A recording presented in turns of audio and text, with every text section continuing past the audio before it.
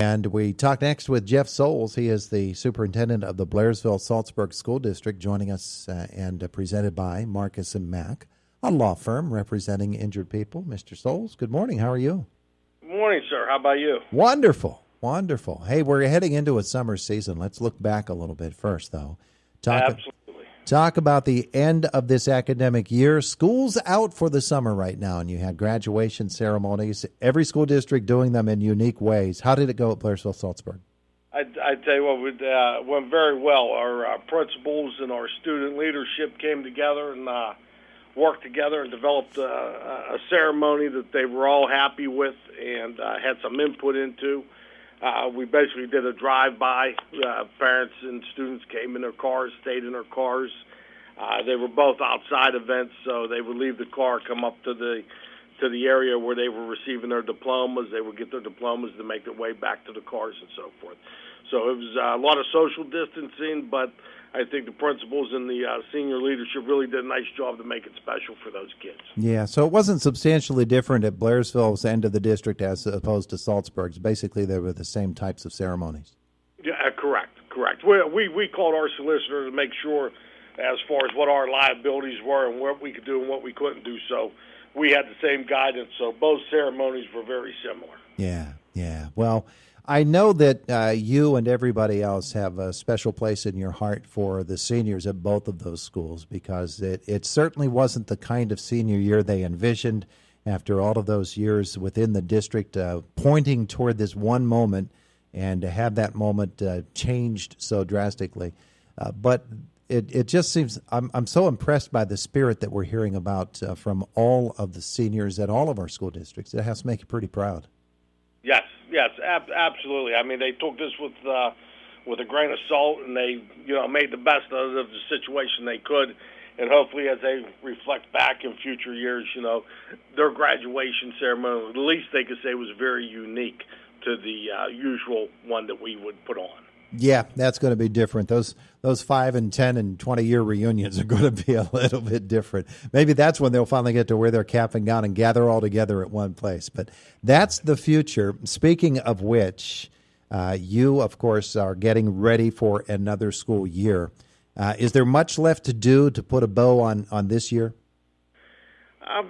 No, it's the administrative team here worked hard. We pretty much got this one all packaged up, and now we're looking into that 2021 school year with, I know, as you know, the state's come out. We're putting together a health and safety plan.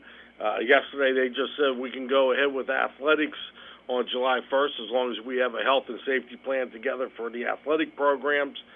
So there's quite a bit to do before the 2021 school year gets kicked off. I was going to ask, how quickly can you put together a plan that you're comfortable with as a school district that will meet the state guidelines so that you could open as close to July 1st as possible? We're confident we're going to be able to get there. We're working on some preliminary information and loading it up into the state's template on the 23rd of this month.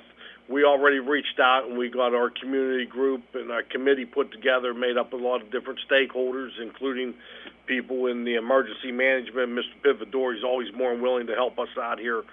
So we got him on the team. We also reached out to some of our healthcare professionals to put them on that team.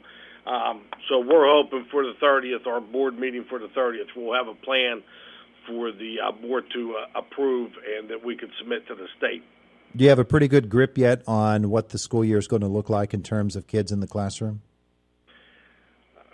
I sort of flip-flop all the time on this. I believe if the state's saying, hey, it's okay to play sports, I'm thinking it's okay that we're opened up and going full bore as we normally would. Mm-hmm. So that's my only thing there. If we're able to do the extracurriculars now, then there should be no reason why we can't hold a traditional setting school. Yeah, that seems to make sense to me as well. At the same time, things change on a day-to-day basis. So even if you have approval, a reversal, for instance, if there is a surge in pandemic-related cases, then everything could be back on square one. Should something like that happen, what are some of the plans that you're working for? You have to have contingencies, don't you? Oh, you got to have contingencies on top of contingencies. With if we would fall back to the yellows spot, of course, all extracurriculars, field trips, so forth, would be off the table. Our buildings would go closed to any outsiders. We would do the limiting, social distancing, and again, I'm probably still in a little bit of Mr. Vukovic's thunder up there, but they come up with a nice plan of differentiating the days between Group A and Group B, 2 days a week, then 3-day distance learning, and we're looking at the same thing there. Yeah, well, there are so many decisions left to be made, I'm sure. I was interested in gym class. Now, back when I was in school, which was before the dawn of time, it was probably a whole lot different than it is being done right now. But the proximity of students one to another, and then in the locker rooms as well, is that a special circumstance that has to be worked out? If we are in the green phase, we're going to recommend we practice social distancing within those areas.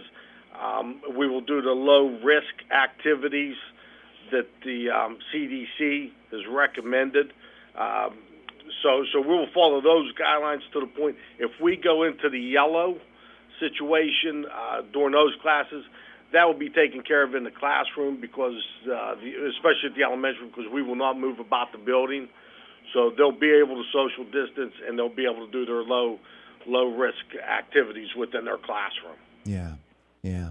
Now I want to talk a little bit about budget. Again, we're talking with Blairsville-Saltsburg Superintendent Jeff Souls. The budget process itself is, it's more than just unique within your district. There are, of course, rumblings again about building alignments and who goes where. And that has to enter into your thought process at least. But in the meantime, you're developing programs or budgets that are going to affect both the Saltsburg end of the district and the Blairsville end of the district. What are some of the factors that you're looking at that maybe you might not have looked at in previous years because of coronavirus? Well, it does bring some unique circumstances. Being funded by taxpayers and so forth. There's a lot of new things that have always been not on the table to look at as places that we need to look and be creative in how we do things and how we operate. So it's how we're using technology. We're a very technology-rich district. How are we using that to combat some instructional costs that we can cut?